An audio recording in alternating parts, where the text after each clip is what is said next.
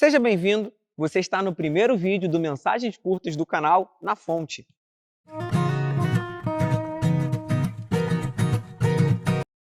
O nosso intuito aqui é sempre trazer um pingo de conhecimento de uma maneira simples e prática. E vamos tratar aqui o primeiro tema, que foi um dos vídeos do nosso podcast, no podcast passado. Muito provavelmente você assistiu esse vídeo, se não, nós teremos aqui uma reprise para você, só que ainda assim, enxugado, se pode se dizer assim. O tema de hoje é como aplicar a Bíblia no dia a dia, né? Muito provavelmente você já ouviu do seu líder, do seu pastor, a importância de que tem que aplicar a Bíblia, de que eu devo copiar e colar o que está escrito ali. Só que como se dá isso na prática? Como eu consigo muitas das vezes pegar um momento de dificuldade e trazer aquela mensagem das Escrituras e colar na minha vida? E então ver, o fruto. Hoje nós falaremos sobre isso. Mas antes, eu gostaria de primeiramente definir alguns conceitos para que toda vez que essas palavras sejam faladas no vídeo, vocês possam lembrar do que definimos. O primeiro deles é Bíblia, que nada mais é do que um manual de vida do cristão. É a nossa regra de fé, é aquilo que acreditamos, é aquilo que seguimos. Assim como quando se tem dúvida de uma receita, você vai buscar na receita, quando se tem dúvida de uma vida ou de uma área da vida, buscamos na palavra. O segundo conceito é aplicar, que nada mais é do que pôr em prática, pegar aquele conhecimento bruto e deixar ele de uma maneira que eu possa aplicar na minha vida. O terceiro conceito será a palavra normativo, que nada mais é do que você ter em mente que é uma regra, algo que deve ser aplicado independente da circunstância. E o quarto e último conceito seria a palavra descritivo, que nada mais é do que um relato, uma descrição de algo que aconteceu que não tem peso de regra.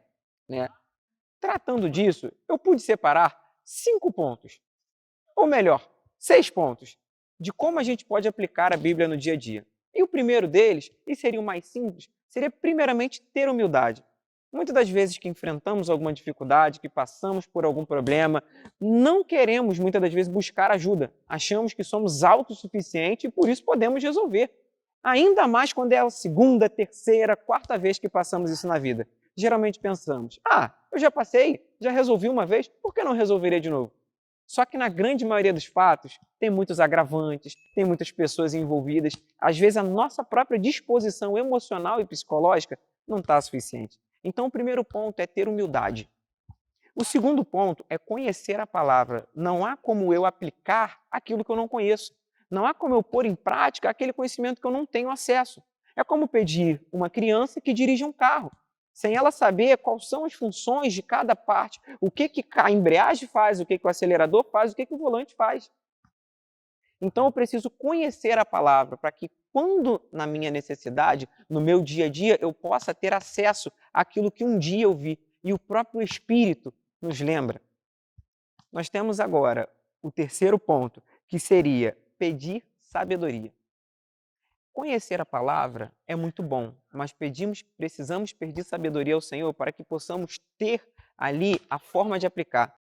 Quantas vezes lemos um texto, memorizamos aquele texto e mesmo assim não colocamos em prática? E às vezes, através de uma mensagem, através de um sermão, através de um vídeo explicando aquilo ali, lembramos de uma situação que vivemos e pensamos, poxa, eu poderia ter usado esse texto dessa forma, eu poderia ter feito exatamente assim. Por isso que é necessário pedir sabedoria. Nós temos o Senhor como o próprio autor das suas escrituras. Não poderia Ele, em sua misericórdia, em seu amor, nos dar a forma certa de aplicar? Nos dar aquela equação que vai fazer toda a diferença na hora de agir? Esse seria o terceiro ponto. O quarto ponto é entender cada momento da vida. Muitas das vezes, nós agimos errado porque não pensamos sobre o que estamos vivendo. Seja um momento de sofrimento, seja um momento de alegria. Darei um básico exemplo. Se eu vivo um momento da minha vida onde eu estou ganhando mais dinheiro, eu preciso guardar mais dinheiro, para que num momento de dificuldade eu possa ter como sobreviver. Lembramos desse conceito na vida de José, que no Egito ele pôde sugerir ao faraó que guardasse alguma coisa para que nos anos de fome eles tivessem ali como se manter. E não só se mantiveram, como abençoaram outras nações. Então, assim, parar para entender não é errado. Parar para entender não vai me matar. É necessário que eu pare para entender o que eu estou vivendo. Por que eu estou vivendo? Isso é algo que eu cometi? Isso é algo que Deus trouxe sobre mim? Lembremos de Jó, que passou tudo que passou sem ter cometido um pecado, sem ter feito algo para que aquilo acontecesse a ele, mas para que simplesmente o nome do Senhor fosse glorificado através de sua fidelidade. Entender cada momento da vida é tão necessário porque nos ajuda a poder aplicar, né? Peça sabedoria ao Senhor também para entender, porque geralmente a nossa visão ela tende a ser corrompida por como estamos nos sentindo no momento. E muitas das vezes isso não é o caso. Temos uma visão que muitas das vezes é multiplicada pelo sofrimento que estamos sentindo. O quinto ponto é a pesquisa bíblica. O que seria a pesquisa bíblica? Digamos que eu esteja passando um momento de sofrimento, seja no meu casamento, seja na minha vida, seja no meu trabalho, no desempenhar das minhas funções, seja com os filhos. Será que existe alguém na Bíblia que passou pela mesma coisa? Será que tem um ícone, uma história, algum herói, algum rei, alguém que passou pela mesma coisa que eu passei no contexto bíblico? Lembremos que a Bíblia é um manual de vida. O próprio Deus inspirou e sintetizou de maneira que nós pudéssemos ter acesso a esse conhecimento para aplicar, tanto com exemplos bons que devemos repetir, quanto exemplos ruins que a gente deve evitar. Então, por exemplo, estou passando um problema no meu trabalho. José passou um problema no tipo de trabalho que ele tinha. A esposa de Potifar deu em cima dele. Será que eu estou passando um problema parecido? Qual foi a atitude dele? Como que eu posso aplicar o que ele fez? Como que eu posso repetir o que ele fez? Existe alguma maneira? Geralmente sim. Muitas das vezes pecamos, erramos e aumentamos às vezes o nosso sofrimento mediante aos assuntos porque não conhecemos as Escrituras. Porque não temos o cuidado de olhar e falar: Senhor, me dá sabedoria para que eu possa ler e tirar daqui o que vai resolver a minha vida. O Senhor, como um pai, se alegra quando muitas das vezes queremos acesso à sabedoria dele, que está descrita naquele livro, para pôr em prática. Não poderia ele se compadecer? Um Deus que vestiu a sua própria criação para nos dar a possibilidade da vida, não se compadeceria da gente no momento de tristeza? Até no momento de erro e falha? Teve alguém que errou, que começou errado, mas ao longo da caminhada fez o certo? Quem? O que aconteceu nessa história? Quais foram os princípios que ele seguiu? O que eu posso tirar disso e aplicar hoje na minha vida? Façam-se essas perguntas quando vocês lerem. E agora, o último ponto, que é o ponto 6, que eu tive o cuidado de nomear como no desespero. Por que no desespero? Porque na grande maioria das vezes que estamos no desespero, num momento de dor, não pensamos, não refletimos, não avaliamos, muitas das vezes nem lembramos de orar. O momento do desespero é o mais difícil, porque são muitas vozes, são muitas dificuldades e pouco momento para que a gente possa, de fato, refletir, para que a gente possa se render ao Senhor. Mas ainda assim há um conselho para esse momento. Se você se encontra num momento de dor, que você acha que está sendo tão grande que você não tem o que fazer, busque ajuda. O Senhor deixou a sua igreja com esse intuito. Momentos e momentos somos exortados a procurar os pastores, os líderes, os anciãos da igreja, não só porque muitas das vezes eles têm mais tempo de vida, ou eles podem ser muitas das vezes até mais novos do que nós. Só que qual a diferença? O Espírito que está dentro de nós, que entende o nosso sofrimento, que está acompanhando tudo que está passando conosco, é o Espírito que está dentro deles.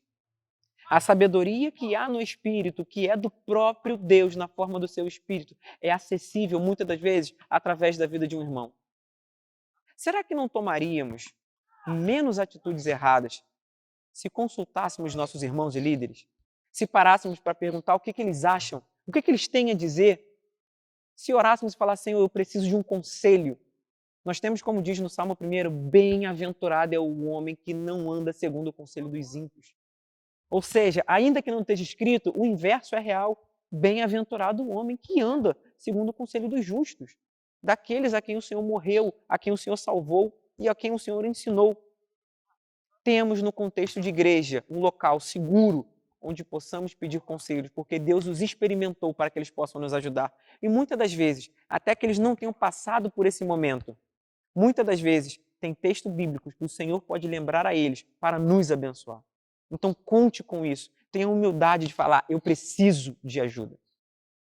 Eu tive o cuidado de separar 2 exemplos práticos nas Escrituras. O primeiro se encontra em 1 Crônicas, capítulo 17, do versículo 1 ao 12, recomendo que leia, que é a história do rei Josafá. A Bíblia relata que ele foi um rei que andou nos caminhos de Davi e por isso ele recebeu ali, como é que eu posso dizer, um benefício, não só um benefício, um elogio das Escrituras por ter sido alguém fiel. Ele foi um rei que andou segundo os mandamentos. E por tudo isso ele colheu. Ele foi um rei que no momento de seu reinado, ele separou príncipes e levitas e mandou pelas cidades de Judá para que pudesse ensinar a lei. E aquela pequena atitude, talvez para alguns, de pegar o livro da lei e passar de cidade em cidade, ensinando a eles, trouxe paz à terra. A Bíblia fala que o temor do Senhor desceu tão grande sobre aquele povo que todas as províncias que estavam ao redor de Judá, nenhuma quis guerra. Nenhuma delas pegou e se opôs e falou, não, vamos guerrear contra aquele povo. Não. Eu separei um texto que é Provérbios 16, 7, que diz assim, quando os caminhos de um homem são agradáveis ao Senhor, ele faz que até os seus inimigos tenham paz com ele. Nós vemos o cumprir desse texto na vida de Josafá. Os caminhos dele foram agradáveis. Ele, como um rei, fez o que poderia fazer para glorificar o nome de Cristo, para ensinar o seu povo a como glorificar o nome de Cristo. De maneira que até os filisteus, que são antigos inimigos de Israel, pagavam tributo e traziam presentes ao rei Josafá. O que podemos aprender com essa história? O segundo exemplo é o que está em Daniel 3, que é a história de Sadraque, Mesaque e Abednego. Leia o capítulo inteiro, mas em um dado momento, o rei Nabucodonosor, ele cria uma estátua, ele levanta essa estátua, ele manda fazer essa estátua e ele chama todas as autoridades e diz, nós vamos consagrar essa estátua. Ao tocar dos instrumentos, vocês devem se prostrar a ela. Qualquer um que não se prostrar será lançado numa fornalha. Sadraque, Mesaque e Abednego estão lá porque eram, de certa forma, autoridades da época e eles não se prostram.